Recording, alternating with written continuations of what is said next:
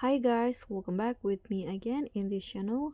On today's tutorial, I'm going to show you how you can permanently remove the CapCut mobile watermark for free. So here I'm going to show you the watermark. So if you edit your video in CapCut, this watermark will be added automatically. Okay, this CapCut watermark, and you can actually just delete it from your track like this.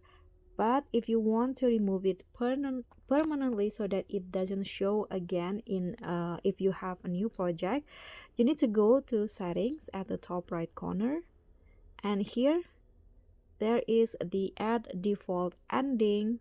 You need to turn this off. So click on the circle, click on discard, and you can go back. Let's try to start a new project to see if it works. Okay, for example, click on add. Now you can see at the end there is no CapCut watermark ending. And that's all for me. Thank you so much for watching. Don't forget to like, comment, and subscribe, and also click on the thanks. Bye.